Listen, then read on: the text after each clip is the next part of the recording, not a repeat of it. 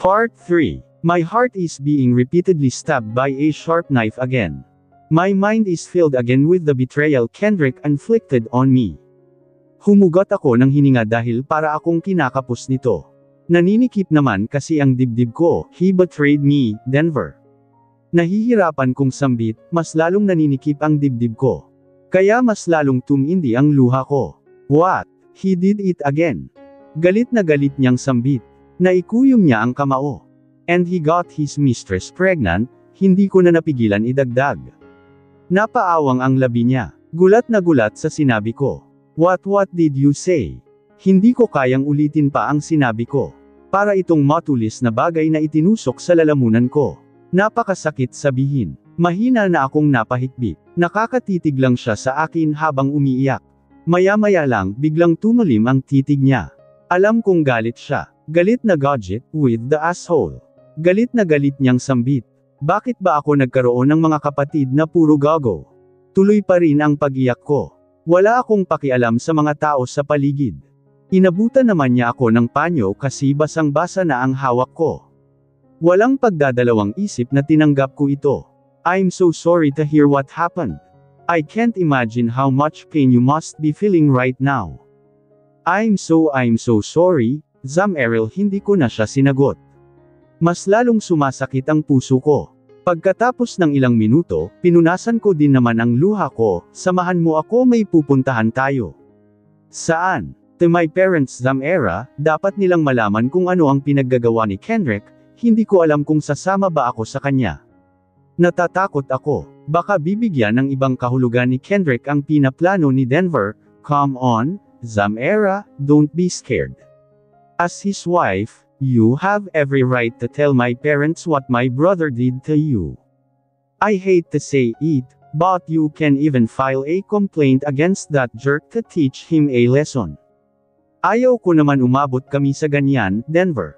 Alam mo kung ano lang ako. Alam mong wala akong laban. Ayaw ko din dumisan ang pangalan ni Kendrick. Baka hindi matupad ang pangarap niyang maging abogado. Isang buntong hininga ang narinig ko mula kay Denver. Fine. Pero sasabihin mo pa rin sa parents namin ang ginawa ng gago yung sayo. Maya-maya lang, nasa mansyon na kami ng pamilyang Montenegro. Wala akong nagawa nang pinilit ako ni Denver. What happened, Denver, and why are you with that woman? Huwag mong sabihin sa akin na ikaw na naman ang inaakit ng babaeng yan. Agad na sabi ng mommy niya. Tumalim agad ang titig nito sa akin. Habang ang asawa nito ay tila nagulat naman dahil sa kasama ako ni Denver. Agad na napatulo ang luha ko. Agad akong nasaktan sa naging reaksyon ni Ma'am Carlotta. What the hell are you talking about, Mom? What do you think of me? And don't judge Zam-Era because it's my good-for-nothing brother who's at fault here. And what did Kendrick did? What did that woman said to you that you're so angry at your brother again? Napatingin si Denver sa akin. Alam kong gusto niyang sabihin ko sa mga magulang niya ang tungkol sa ginawa ni Kendrick pero hindi ko magawang magsalita, parang may bamara sa lalamunan ko. At pinipigilan nito na magsalita ako. Narinig ko ang mabigat na buntong hininga mula kay Denver. My brother is cheating on Zam-Era again and that asshole is impregnated his mistress. Inaasahan ko na magugulat ang mga magulang ni Kendrick pero ako yata ang nagulat dahil hindi man lamang sila nagulat sa sinabi ni Denver. Mabilis kong pinunasan ang luha ko. You're not surprised. Do you know? Do you already know about this, Mom? Dad? Si Denver, nagulat din sa reaksyon ng mga magulang niya. Disappointed in both of you. At wala akong pakialam kung anak lang ako. Ani ni Denver na nagpanganga sa akin, pati na ng mga magulang niya. Pagkatapos itong sabihin ni Denver, hinawakan niya ang kamay ko at hinailan niya ako. Hindi ko na namalayan at tuluyan na pala akong naihatid ni Denver sa building kung nasaan ang condo unit ni Kendrick. Tahimik lang siya kanina. Alam kong galit siya. Lihim lang din akong umiiyak habang nasa kotse kami. Pack up your things, Zam-Era. I'll take you away. Hide you from my brother. I'll only return you to him when he's gone insane from searching for you. Aniya habang naghihintay kaming bumukas ang elevator na nasa tapat namin. Nang bumukas iyon, parehong nagulat sina Denver at Kendrick na ang isa't isa ang nakita. Si Kendrick kasi ang nasa loob ng elevator. Nabaling ang paningin ni Kendrick sa akin. Hindi, sa kamay pala ni Denver na nakahawak sa akin. Para kasing matutumba ako kanina kaya hinawakan ako ni Denver. Yumigting ang panga ni Kendrick at matalim ang titig nito na humakbang palapit sa aming dalawa ni Denver. Kinakabahan ako. Parehong matalim ang titig nila sa isa't isa. Bitawan mo ang asawa ko, madiin na sabi ni Kendrick. Asawa mo, nakangiwing sabi ni Denver, bumitaw nga siya sa akin pero napasigaw naman ako sa sunod na ginawa niya, bigla niyang sinuntok si Kendrick at sapol ito, muntika na itong matambo kung hindi lang ito nakapag-balance agad. Moron, what is your problem? Galit na tanong ni Kendrick sa kapatid. Imbes na sumagot si Denver, sinuntok na naman niya ang kapatid at tuluyan na talagang humandusay sa sahig si Kendrick. Hawak ang isang cold compresses, tulong-luha akong itinapat ito sa mga pasa ni Kendrick sa mukha. Hindi ko na sila naawat kanina nang tuluyan silang nagsuntukan ni Denver. Mabuti na lang at hindi na masyaong pinalaki ng manager ng building ang gulong nangyayari, maimpluwensya naman kasi ang angkang Montenegro. Maya-maya lang tumigil na rin ako sa ginagawa ko. Hindi na masyadong maitim ang mga pasa niya. Bakit mo kasama ang kapatid ko, Zamera? Are you seeking revenge on me through my brother? Ano? Anong akala mo sa akin, Kendrick? Masamang babae at pumapatol sa iba kahit may asawa na at sa kapatid mo pa.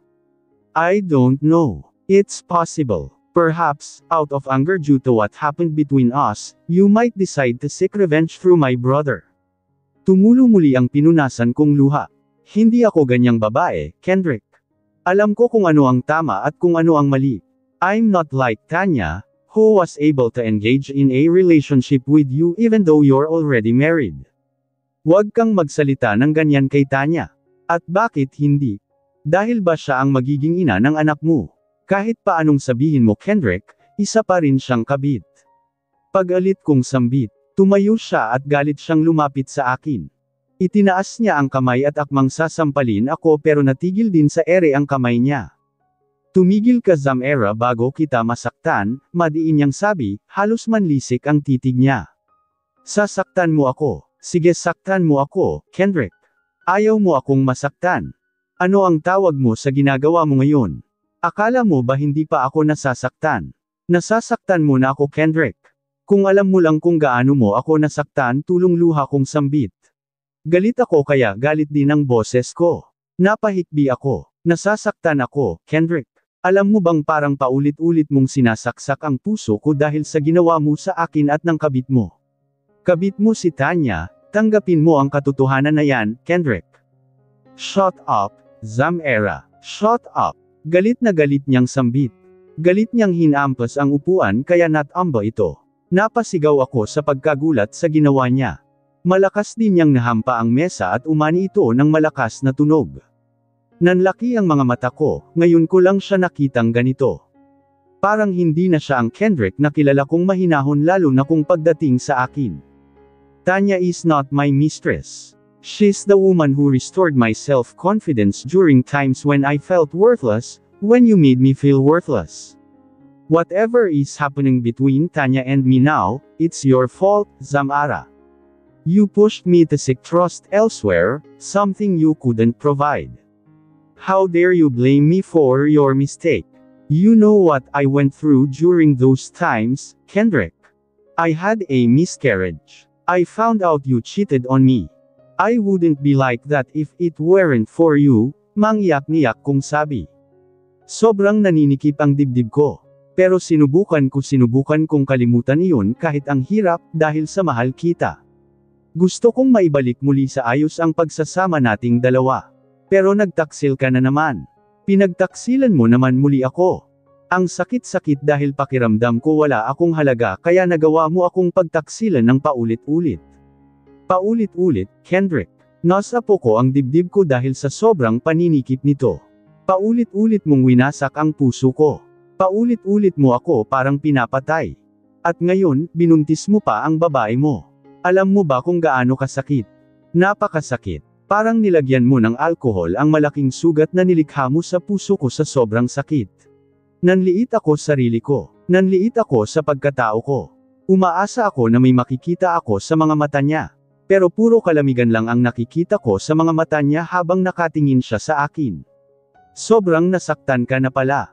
Why haven't you given up yet, Zamera? Napaawang ang labi ko sa narinig ko mula sa kanya.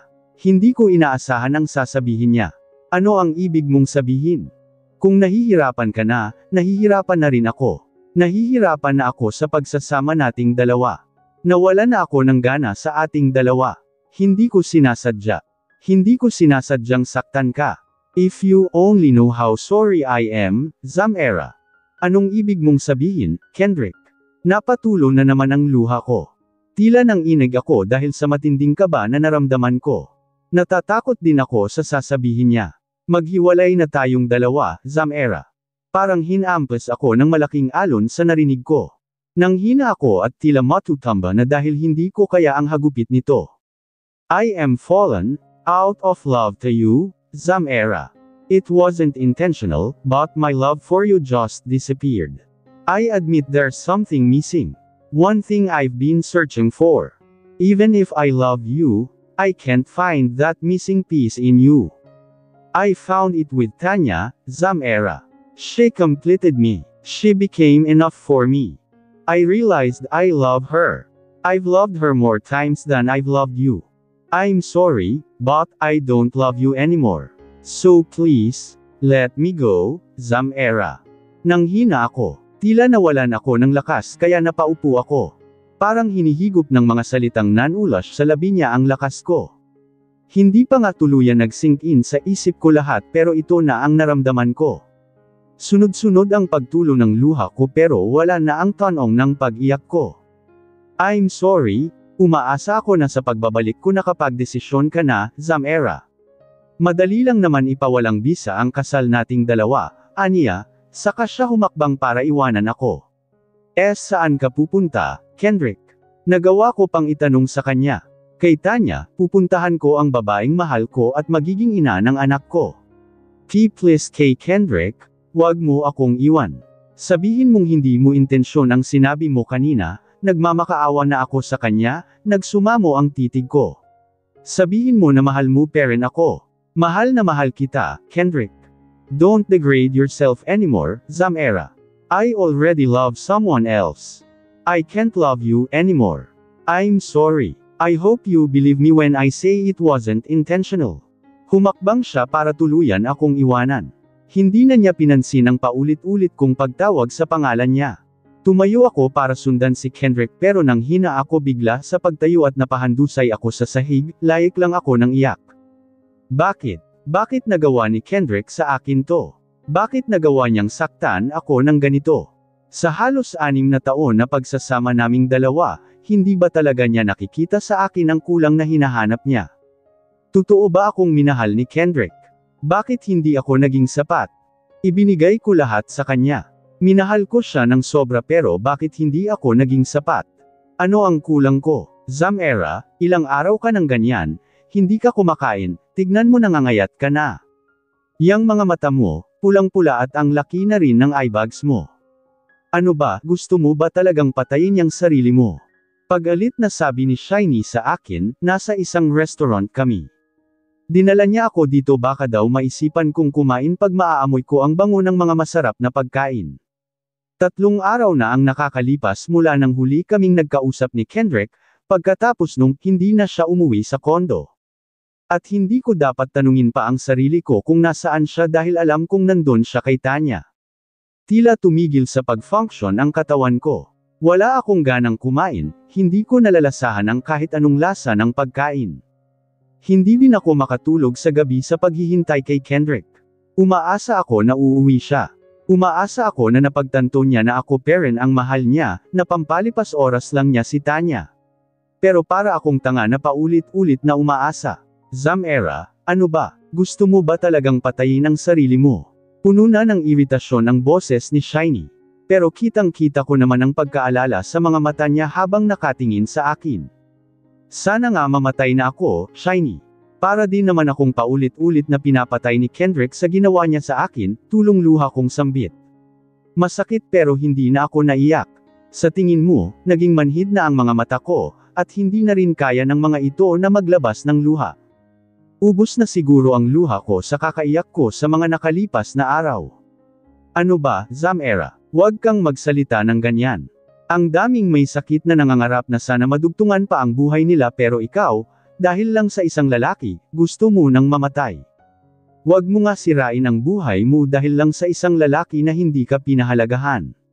You're beautiful, intelligent, and there are still many great opportunities ahead in your life. Dahil sa kurso mong edukasyon, marami pang estudyante na maaari mong ma-inspire. Don't ruin those possibilities because of one man, Zamera. Don't be foolish. If you were left behind, if you were pushed into the mud, rise up. Don't ruin your life. Anong magagawa ko, Shiny? Mahal ko siya. Mahal na mahal ko si Kendrick. Kung mawawala lang din siya sa akin, wala nang saysay ang buhay ko. Hindi ko alam kung paano magsimula muli na wala siya. Nasanay na ako na nandyan siya. Hindi ko alam kung paano bumangon na wala siya. Tulong luha kong sambit. Paano ang tatay mo, Zamera? Paano ang tatay mo doon sa probinsya na walang kaalam-alam sa nangyayari sa'yo? Paano ang tatay mo na ang buong akala, okay lang ang kalagayan mo dito?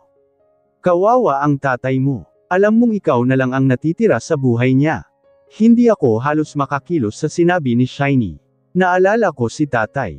Sa mga nakalipas na araw, nawala sa isip ko ang ama ko. Akala ko, wala nang luha ang mga mata ko pero bigla na lang tumulo ang luha ko nang naalala ko ang ama ko. Sunod-sunod. Kung ayaw mo nang mabuhay, kung ayaw mong bamagan para sa sarili mo, gawin mo ito para sa tatay mo. Isipin mo ang tatay mo, Zamera, naninikip ang dibdib ko. Sobrang sikip kaya hindi ko napigilan ang magpaalam kay Shiny na pumunta sandali sa restroom. Hindi ko na kaya ang sarili ko, maiyak na ako. Pagpasok ko sa restroom, agad akong mahinang humihikbi, nasa loob ako ng isang cubicle.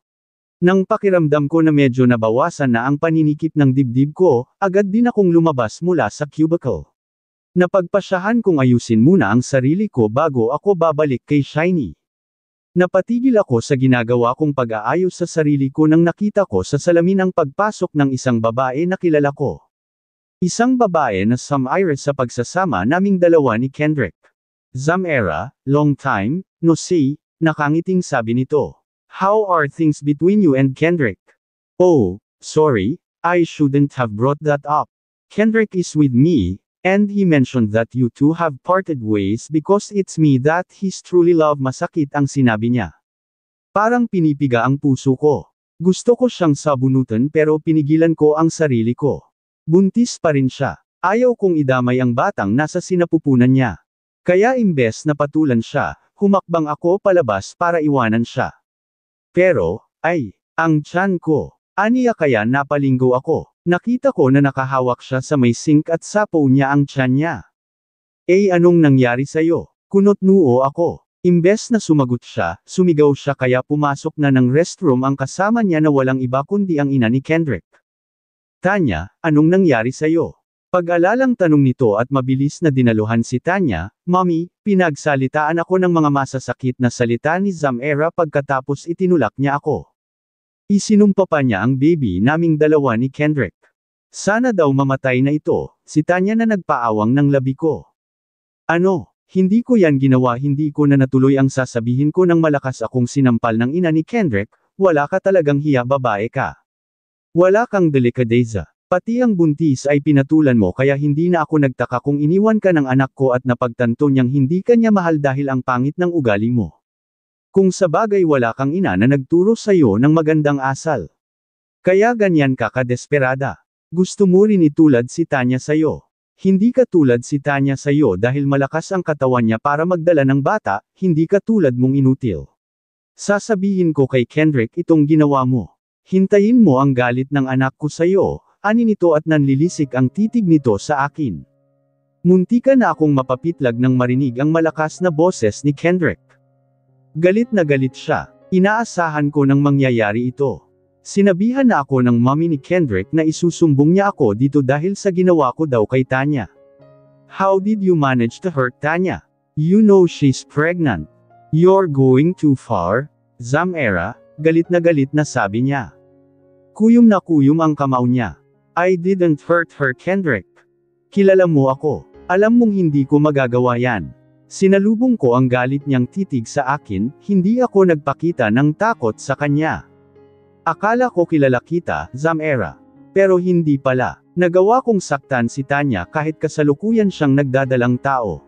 Pasalamat ka walang nangyari sa baby naming dalawa, dahil kung meron baka, ano? Papatayin mo din ako. Ganun ba? Galit din ako. Sige, patayin mo na ako. Tutal, yan naman ang ginagawa mo sa akin sa araw-araw. At ngayon mas lalo mo akong pinapatay dahil sa 6 na taon na nagsasama tayong dalawa, mas pinaniwalaan mo pa ang babaeng 2 buwan mo lang nakilala nag-init ang bawat sulok ng mga mata ko. Pero pinigilan ko ang luha ko. Nakipagsukatan ako ng titig sa kanya. I admit I wanted to slap Tanya. And why? I'm angry at promiscuous women. They're the most disgusting creatures in the world. Sluts. Homewrecker. She should be grateful she is pregnant because if not, I might have already shaved her head. Kaya nakakainis man isipin pero wala akong nagawa sa higad na yun. Magaling lang talaga siyang umarte. Yung nanay mo naman tanga, katulad mo. Mag-ina nga kayong dalawa, lakas loob kong sabi. Hindi ako pinalaki ng tatay ko para api-apihin. Nagising na ako. I love Kendrick, and what he did to me still hurts until now. But he won't come back to me even if I kneel in front of him, even if I cry excessively. I need to defend myself against him, against the flirtatious Tanya, and against his manipulative mother. Wala kang karapatan na tawagin ganyan si Tanya. Wala kang karapatan na pagsalitaan siya ng anong wala. Meron. Nasa sa akin ang lahat ng karapatan. Matalino ka, Kendrick. Law ang kursong kinuha mo. Alam mong nasa akin ang lahat ng karapatan. Tandaan mo, I am your wife. Kahit si Tanya pa ang mahal mo, akin ka at hindi kay Tanya. Ngayon, kung ipagpilitan mo na si Tanya ang may karapatan sa'yo, walang saysay ang pinag-aralan mo. Nakakahiya ka, Kendrick, napaawang ang labi niya. Nakakagulat ba talaga at naging ganito ako bigla? Ito ang bunga sa ginawa niya sa akin. Nababalot ang puso ko ng matinding galit sa kanya. Galit niyang sambit pero wala naman siyang idinugtong na para bang naubusan siya ng sasabihin. Namamasa na ang mga mata ko. Buong akala ko kaya kong itago ang luha ko pero hindi pala. Pero kahit namamasa na ang mga mata ko, hindi ko pa rin inalis ang titig ko sa kanya. Sinalubong ko pa rin ang matalim niyang titig. Naninikip ang dibdib ko. Sobrang nanikip nito na parang kinakapos ako sa paghinga. I no longer love you, Zamera. Huwag mo nang ibaba ang pagkatao mo at ipagpilitan ang sarili mo sa akin. Matuto kang mahiya. Napakasakit na sinabi niya sa akin ang mga katagan na ito habang nakatingin siya sa mga mata ko. Ramdam ko ang panginginig ng kalamnan ko. Masakit pero kailangan kong labanan. I stood up for my rights, and I have no reason to feel ashamed about it. Hindi nga kayo nahiyang dalawa ni Tanya, pareho pa naman kayong nag-aaral para maging lawyer.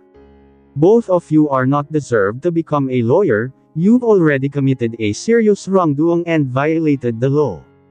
It's not my dignity that's at stake here, but yours, sa inyong dalawa. Both of you are the ones lacking in shame. Tuluyan tumulo ang luha ko.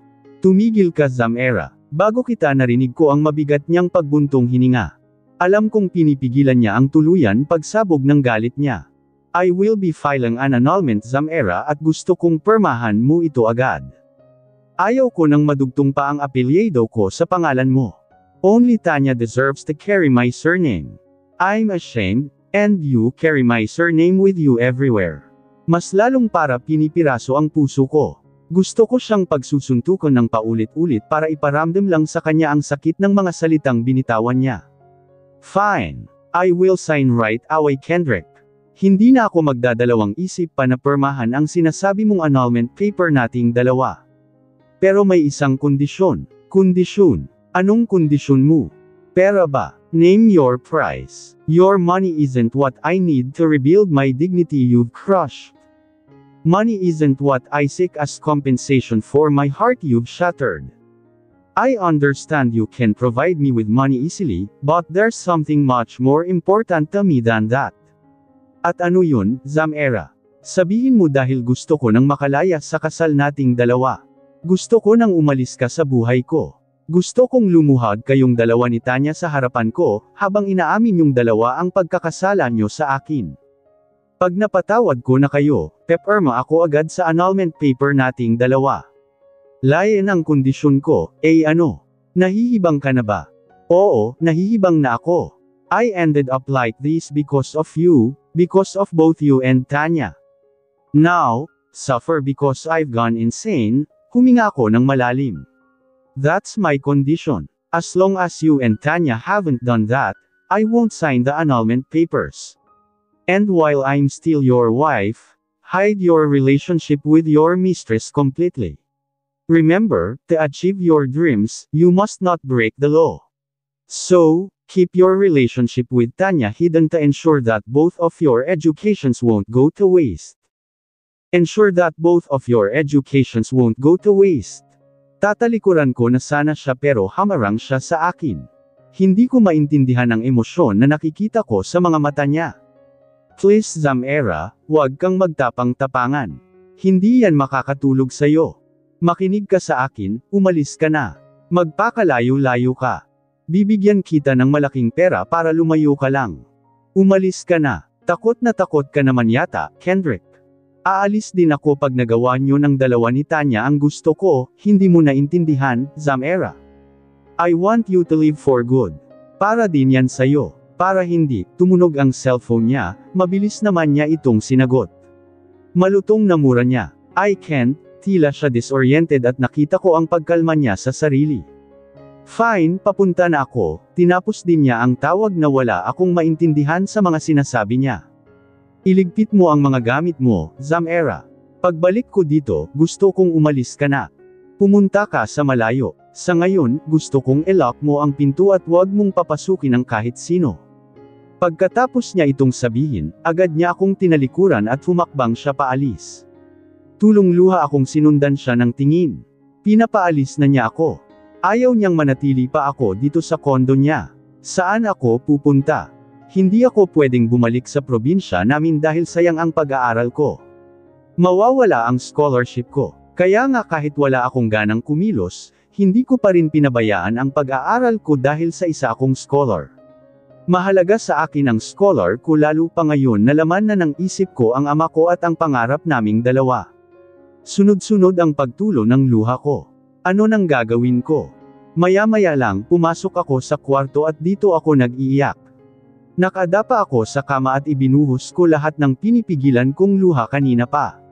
Lahat ng mga salitang binitawan ni Kendrick kanina ay bumabalik lahat sa balintataw ko. Masakit isipin na tuluyan na niya akong inaayawan. Sinasabi niyang hindi na niya ako mahal habang nakatingin siya sa mga mata ko at napakasakit nito. Sobra akong nasaktan. Maya-maya lang may narinig akong kalusko sa sala. Si Kendrick. Bumalik si Kendrick. Agad akong pinunasan ang luha ko, at napagpasyahan kong umalis na ng kama. Muntika na akong mapasigaw sa pagkagulat nang may narinig akong tila na basag. Kaya napagpasyahan kong lumabas mula sa kwarto at pumunta ako sa kusina para tignan kung ano ang nabasag at kung ano ang ginagawa ni Kendrick dahilan sa may narinig akong nabasag pero pagpasok ko sa kusina, wala akong nakitang tao. Kunot-nuo ako dahil nabasag nga ang flower vase na nasa mesa. Nahulog ito sa sahig at basag na basag. Sinong gumawa nito? Plano ko itong linisin ng mula sa likuran, may tumakip sa bibig ko nagwawala ako para makawala dito pero maraming beses na mas malakas ito sa akin.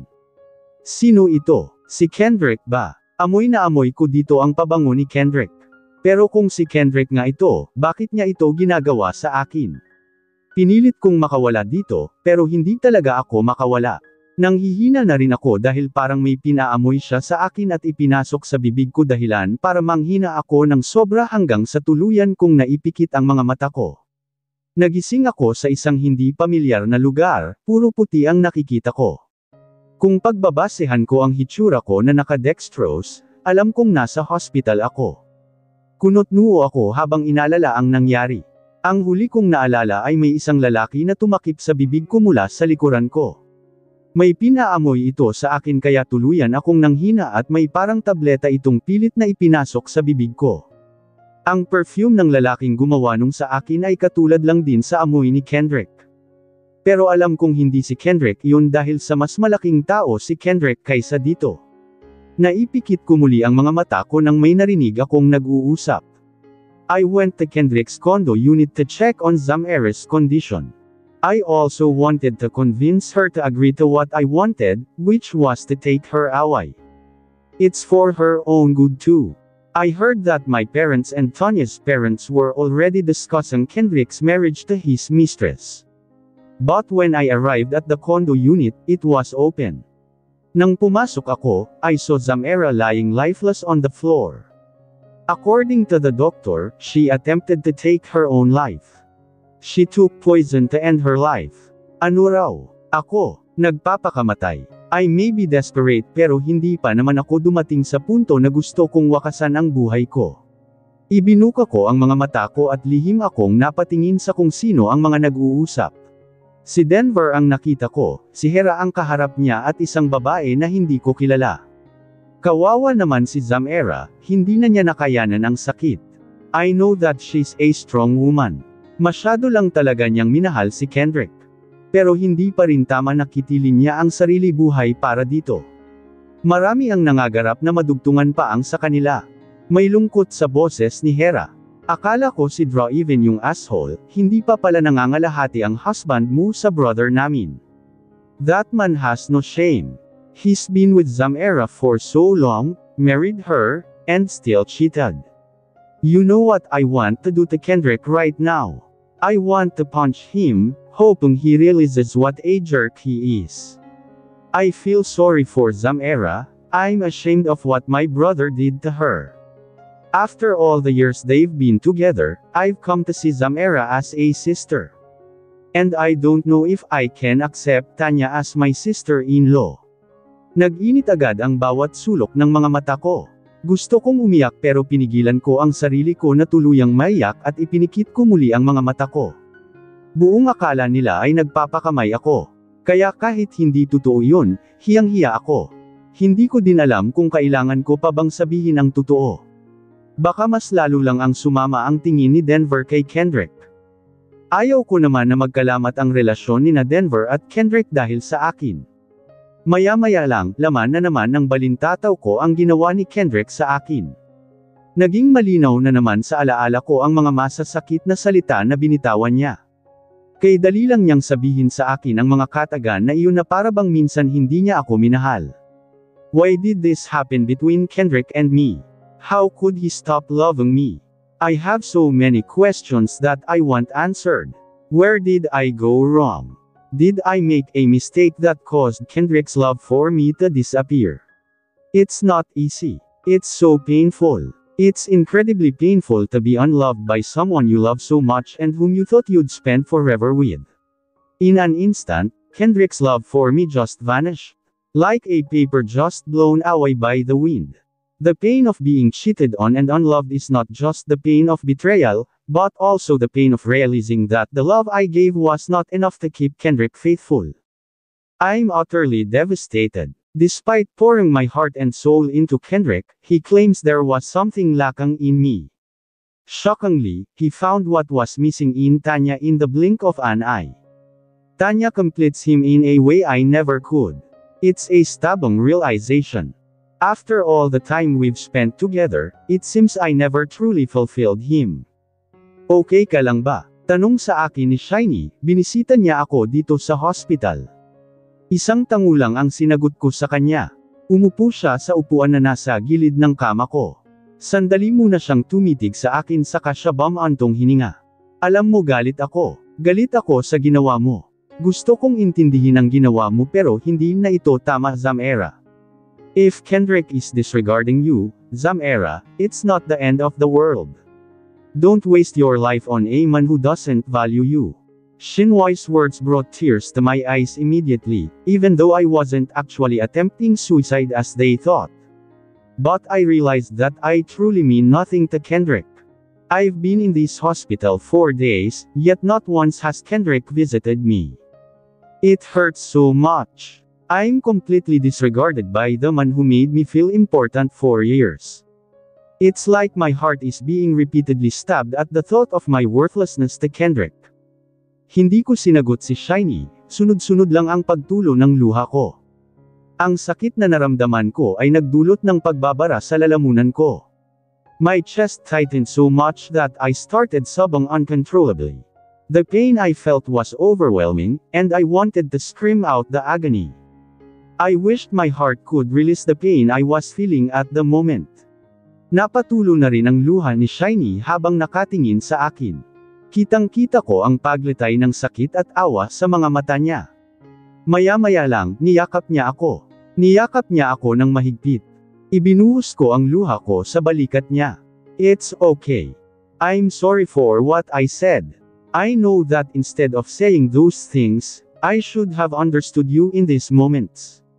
Go ahead, cry it out Zamera, but I hope after this, you'll start giving importance to yourself.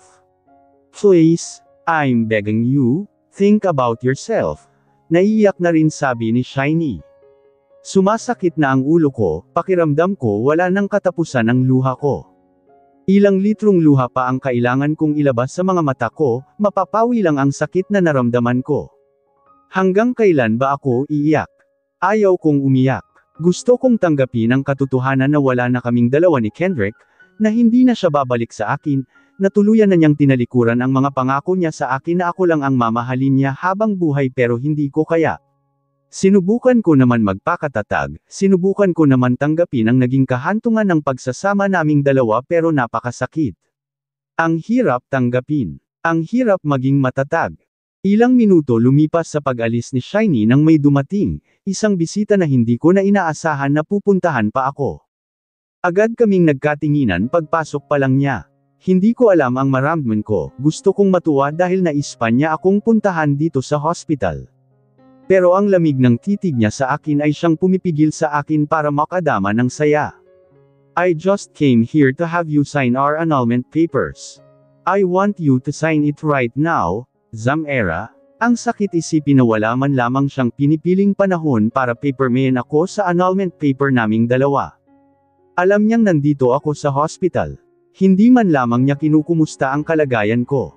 Hindi ako nagsasalita, nakatitig lang ako sa kanya. Siya ba talaga ang Kendrick na minahal ko?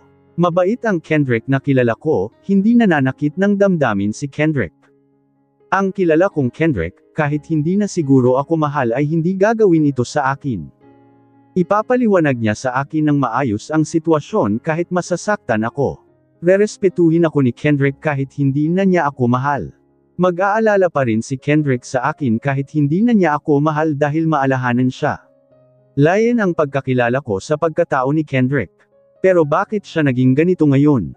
Talaga bang gusto na niya akong maalis sa buhay niya kaya, kahit nasa hospital pa ako, wala siyang sinayang at gusto na niyang makawala sa akin? Kendrick, I don't even know where to begin. My heart feels like it's been shattered into a million pieces. How could you do this to me, to us? Was I not enough for you? What did she have that I didn't? Do you even remember the vows we made to each other? Was there ever a moment you thought about how your actions would destroy me? I've spent countless nights wondering where I went wrong, questioning my worth because you fell out of love with me. I gave you everything I had, and still, you chose to betray me. Was our history, our dream together, our love, not worth fighting for? The pain I feel is indescribable. It's not just the betrayal, it's the lies, the deceit, the feeling of being unwanted. Why didn't you come to me when you started feeling differently? Why did you let it come to this? I deserve to know the truth. When did you stop loving me? Was it something I did? Or was it something you never truly felt? Didn't you come to me when you started feeling differently? Why did you let it come to this? I deserve to know the truth. When did you stop loving me? Was it something I did? Or was it something you never truly felt? I need answers, even if they're painful. I need to understand how the person I trusted the most could hurt me this deeply. But more than that, I need to know why you didn't care enough to be honest with me. I need you to know that despite all this pain, I will find a way to heal. I will learn to value myself again, even if you couldn't see my worth.